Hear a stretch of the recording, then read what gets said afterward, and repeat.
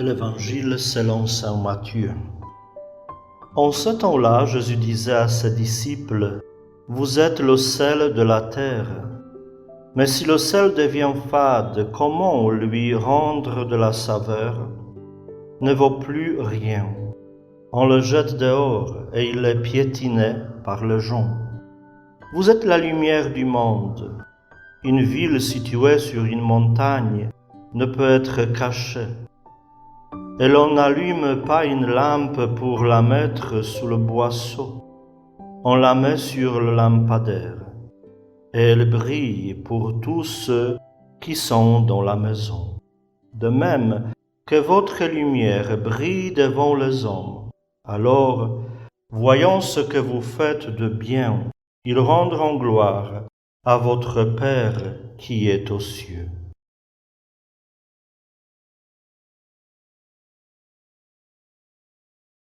Aujourd'hui, pendant ce 5e dimanche, nous méditons sur une liaison entre la miséricorde et la lumière.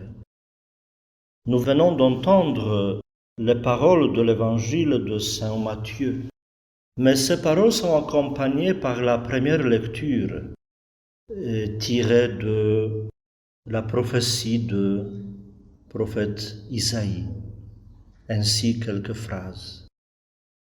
Partage ton pain avec celui qui a faim. Accueille chez toi le pauvre sans abri. Couvre celui que tu verras sans vêtements.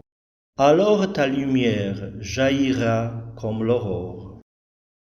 Si tu combles le désir du malheureux, ta lumière se lèvera dans les ténèbres, et ton obscurité sera lumière de midi. Il est intéressant de voir ce lien entre la miséricorde et la lumière, entre cette première lecture et l'Évangile, entre le message du prophète Isaïe et 5e chapitre de saint Matthieu. Le dimanche passé, nous avons médité les versets sur les béatitudes. Aujourd'hui, sont ces deux images du sel et de la lumière qui complètent l'enseignement des béatitudes. La saveur du sel donne le goût à la nourriture, et la lumière de la lampe éclaire les ténèbres. Et ces deux signes sont devenus de fameux symboles évangéliques qui devraient caractériser des chrétiens. Si nous lisons ces symboles dans le contexte du texte offert par la liturgie dans la première lecture, nous voyons clairement que cette saveur du sel, cette lumière qui brille, c'est la charité, c'est la miséricorde, c'est l'amour divin en action par l'intermédiaire d'une personne croyante. Et en même temps, cette charité est le résumé de toutes les béatitudes citées dans ce 5e chapitre.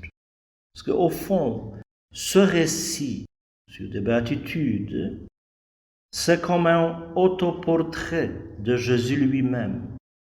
Jésus parle de lui-même à travers ces béatitudes. C'est comme il se présente à travers ces béatitudes.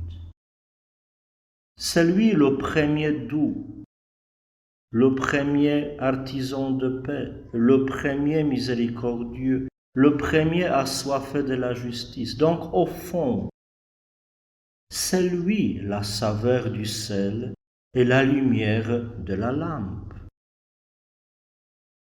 Et en tant que chrétien, par pratiquer des béatitudes, par pratiquer donc la charité, la miséricorde, je suis invité à devenir un instrument qui offre la saveur et la lumière au monde, qui est invité à offrir Dieu au monde.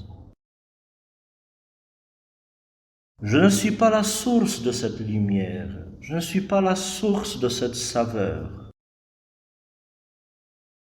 Isaïe nous dit, si tu combles le désir du malheureux, ta lumière se lèvera dans les ténèbres et ton obscurité sera lumière de midi. Nous pouvons admirer ici comment Dieu est tellement uni à l'homme qu'il permet de dire que cet amour divin, pratiqué par un croyant, est appelé la lumière du croyant, sa lumière. Mais nous savons bien que ce que nous voulons offrir au monde, c'est l'amour divin et non notre propre amour. Et ici, Saint Paul, dans la deuxième lecture, nous aide à comprendre cela. Il dit aujourd'hui, mon langage, ma proclamation de l'Évangile n'avait rien d'un langage de sagesse qui veut convaincre, mais c'est l'Esprit et sa puissance qui se manifestent pour que votre foi repose, non pas sur la sagesse des hommes, mais sur la puissance de Dieu. Voilà, la sagesse, la lumière, la saveur du croyant n'est qu'un reflet de la saveur, de la lumière et de la sagesse de Dieu.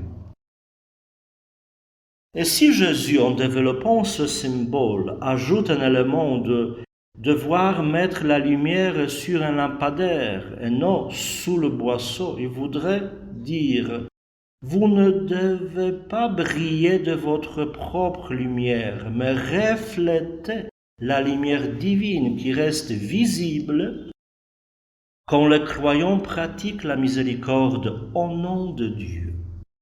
Donc, dans la pratique de la miséricorde, il ne s'agit pas de se vanter en s'exposant à l'admiration, mais il s'agit de prendre conscience qu'on est exposé pour témoigner de l'amour de Dieu.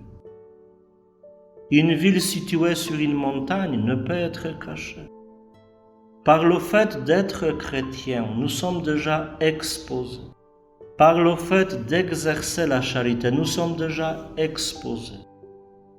Et tout cela pour montrer la vraie source de l'amour, Dieu lui-même.